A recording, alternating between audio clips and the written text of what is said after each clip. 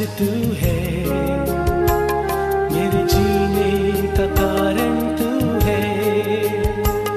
मैं जीऊं या मरूं वो तेरे लिए है, तू मेरा प्रभु। जय यीशु प्यारे दोस्तों, मैंने जो 8वें पाठ का होमवर्क दिया था, क्या तुम्हें याद है?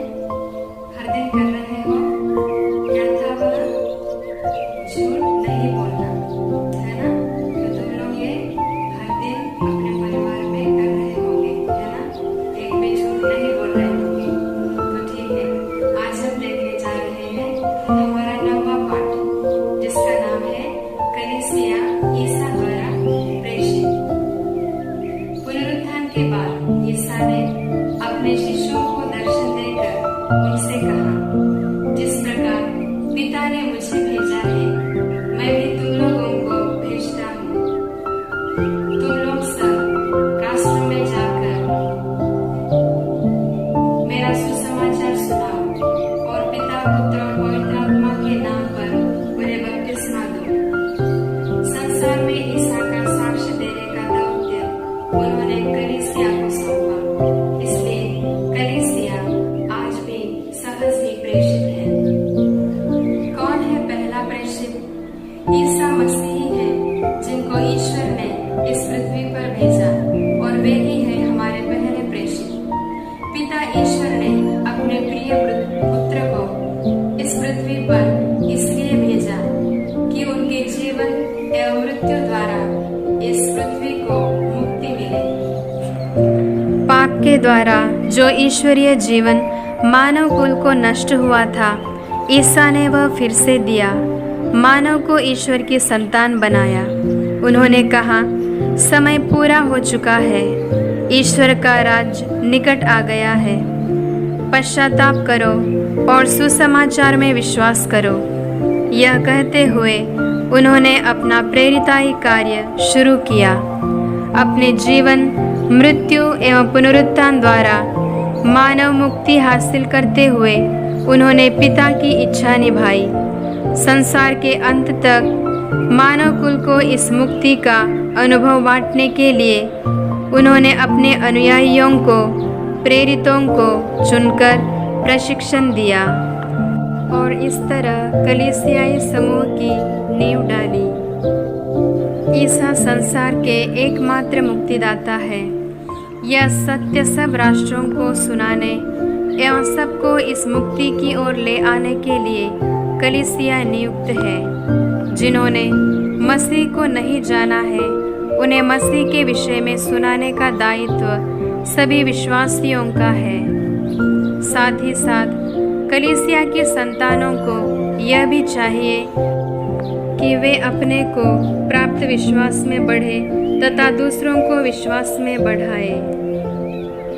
मसीह ने प्रेरितों को इसलिए बुलाया, चुना, प्रशिक्षण दिया और नियुक्त किया कि वे प्रेरिताई कार्य करें। लेकिन पेंतेकोस्त के दिन पवित्र आत्मा को ग्रहण करने के बाद वे सच्चे प्रेरित बने। जो तब तक डरपोक थे, वे पवित्र आत्मा से परिपूर्ण हो जाने पर हिम्मत के साथ सुसमाचार की घोषणा करने लगे। उन्होंने अपने को प्राप्त पुनरुत्थान के अनुभव के प्रभाव में एवं पुराने विधान की भविष्यवाणियों के आधार पर ईसा के विषय में उपदेश दिए। उन्होंने यह साक्ष्य दिया कि नाज़री ईसा प्रभु मसीह संसार के मुक्तिदाता एवं ईश्वर के पुत्र है। पीड़ाएं एवं दबाव के अनुभव होते हुए भी साक्ष्य देने में वे हिम्मत के साथ बढ़ते रहे।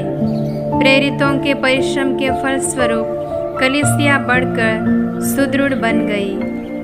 विश्वासियों की संख्या बढ़ी और कलीसिया चारों ओर फैल गई।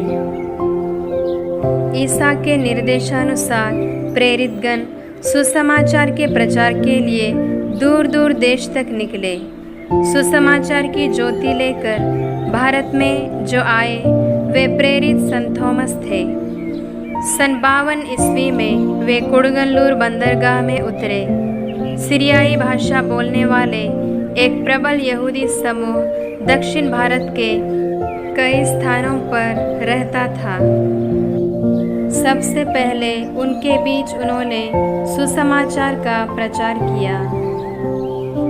उसके बाद संत थॉमस ने पालयूर, कोटेक्काव, कोकमंगलम, कोल्लम, निरन्नम, चायल आदि स्थानों पर सुसमाचार का प्रचार किया और कलीसियाई समूहों की स्थापना की। कलीसिया की अगुवाई के लिए अधिकारियों को नियुक्त करने के बाद संत थॉमस पांडी राज्य और उधर से मयलापुर गए।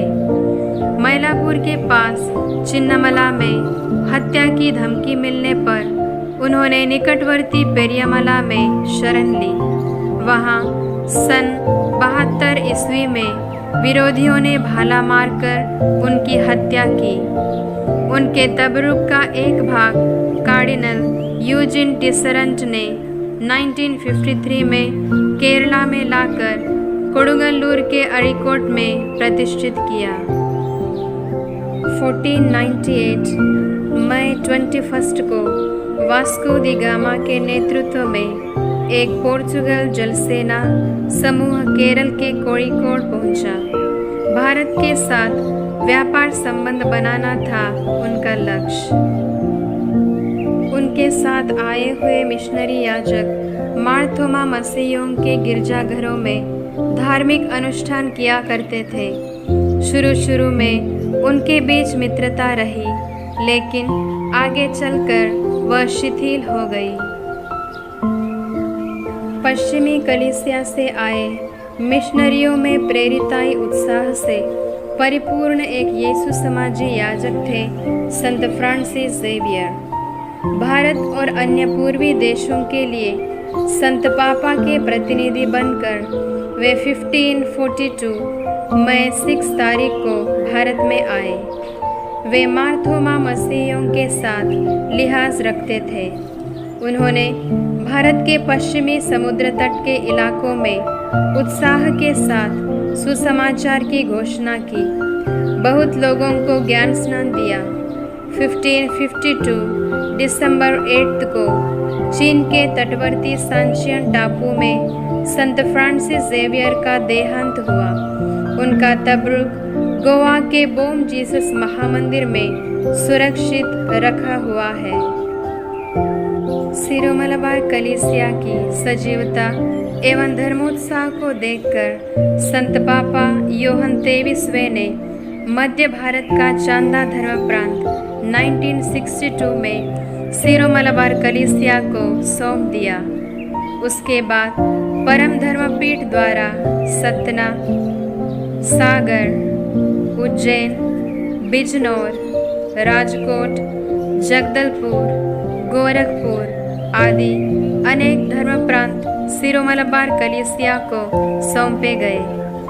नौकरी धंधा आदि के लिए मुंबई शहर और आसपास के स्थानों में प्रवासी हुए सिरो मलबार मसीहियों के लिए 1988 में कल्याण धर्म प्रांत की स्थापना हुई।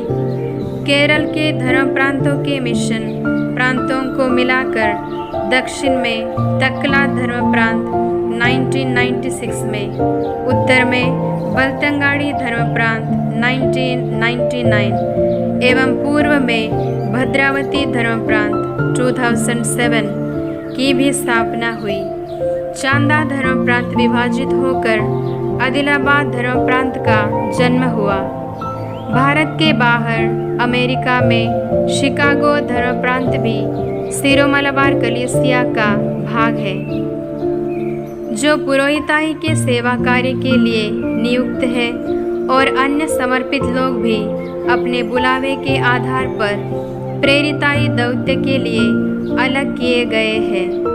संसार के किसी भी स्थान पर प्रभु का सुसमाचार लेकर पहुंच जाने के लिए वे अपने को स्वयं समर्पित कर चुके हैं। लोक धर्मी भी प्रेरिताई कार्य करने के लिए बाध्य है। समूह के हर स्तर के लोगों के साथ विशेषकर अन्य धर्मावलंबियों के साथ मिलजुल कर जी रहे हैं लोक धर्मी। वे अपने जीवन के साक्ष्य, वचन एवं कर्म द्वारा प्रेरिताई कार्य निभाते हैं। So dear friends, इस पाठ का सारांश यही है कि हम हर एक जन ज्ञान स्थान लेकर कलीसिया के अंग बने हुए व्यक्ति, हम ईसा मसीह के प्रेषित हैं। उनका दौत्य हमको भी सौंपा गया है, तो हमारा भी यह फर्ज बनता है कि हम भी ईसा मसीह के प्रेरितों के समान इस संसार के